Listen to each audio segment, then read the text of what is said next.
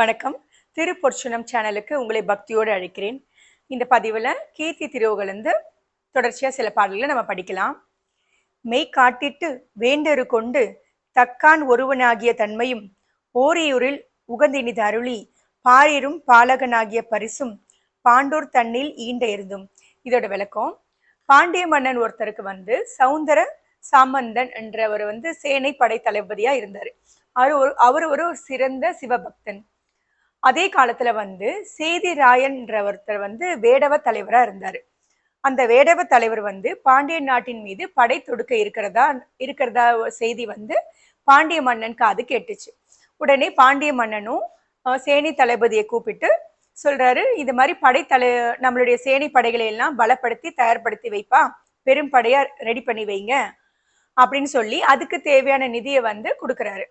ஆனா அந்த சௌந்தர சாமந்தன்ற சேனை படை தளபதி அந்த நிதியெல்லாம் ஆலய திருப்பணிக்கும் அவர்களுடைய அன்றாட செலவுகளுக்காகவும் தேவைகளுக்காகவும் செலவு பண்ணிடுறாரு.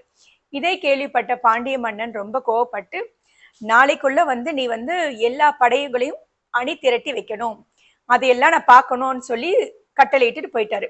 உடனே படை தளபதியும் ரொம்ப கவலைப்பட்டாரு, பயந்துட்டாரு, என்ன பண்றதுன்னு தெரியாம. ஆனா அடியாருடைய துயர் தீர்க்கும் இறைவன் பெரும் படையை திரட்டி கொண்டு பாண்டிய மன்னன் முன்னாடி நிக்க வைக்கிறாராம். சேனை தளபதிக்கு புரிஞ்சிடுச்சு வந்தவர் யாருன்ட்டு. ஆனால் அவரும் அதையெல்லாம் அணிவகுத்து பாண்டிய மன்னனிட காட்டுறாராம். அதோட கடைசியில தனி சிறப்போட கடைசி சேவகனாக இருக்கிற இறைவனையும் காட்டுறாராம். அதே நேரத்துல பாண்டிய மன்னனுக்கு என்ன செய்தி கேள்விப்படுறாருன்னா, அவங்களோட படை போர் செய்யணும் ரெடியா இருந்தாங்க இல்லைங்களா, சேதிராயன் என்ற வேடவ தலைவர், அவர் புலியினால் விழுங்கப்பட்டார் என்ற செய்தியும் அவர் காது கெட்டது. பாண்டிய மன்னனும் பெரும் மகிழ்ச்சி அடைகிறாரு. இது திருவிளையாடல் புராணத்துல மெய் காட்டிட்ட படலம்ல இருக்குது.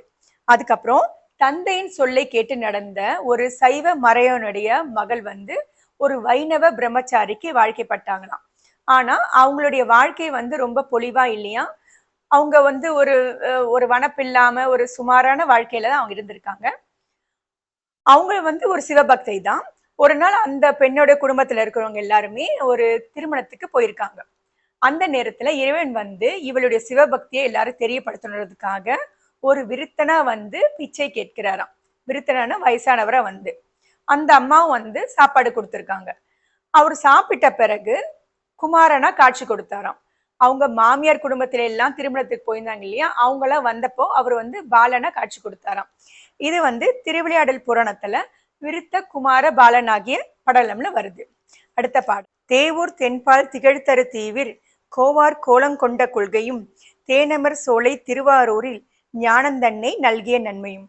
இதோட விளக்கம், திருத்தேவூர் என்ற தலத்துல தென் பகுதியில் இருக்கிற தீவில பேரரசனாக அழகுருவம் எடுத்த கொள்கையும் தேன் சொரியும் மலர் சோலைகளை உடைய திருவாரூரில் மெய்யறிவு ஞானம் அதை காட்டிய அழகும், திருவிடை மருதூர் என்ற தலத்துல அடியவர் பெருங்கூட்டத்தோட நெருங்க வீற்றிருந்த அழகுன்னு வர்ணிக்கிறாரு.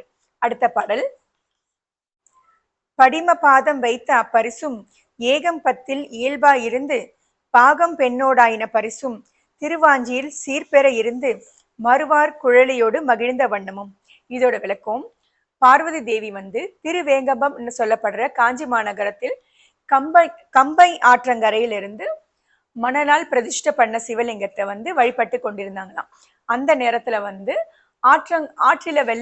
ஆற்றில நதி பெருகி வரும்போது அம்பிகையும் இறைவனை இறுக பற்றிக்கிட்டாங்களாம் மனமுருகி. உடனே அந்த நேரத்திலேயே இறைவன் அந்த லிங்கத்துல எழுந்தொருளி அம்பிகை இணைச்சு இடபாகத்தில் இடம் கொடுத்து அருள் புரிஞ்சாங்களாம். உமையம்மையார் வழிபட்ட அந்த இடமே திருவேங்கமம் சொல்லப்படுது. இது காஞ்சி புராணத்துல தழுவ குழைந்த படலத்துல இருக்குது. திருவாஞ்சியம் என்ற தலத்துல மறு ஆர் குழலியோடு, அதாவது மனம் நிறைந்த கூந்தலை உடைய பார்வதி தேவியோடு எழுந்தொருளி உள்ளம் பெருமகிழ்ச்சி கொண்ட அழகும்னு வர்ணிக்கிறாரு. மீண்டும் அடுத்த பதிவுல கீர்த்தி திருவுகழ்ந்து நம்ம தொடர்ச்சியா சில பாடல்களை படிக்கலாம். மறக்காம இந்த சேனலை சப்ஸ்கிரைப் பண்ணுங்க. நன்றி, வணக்கம்.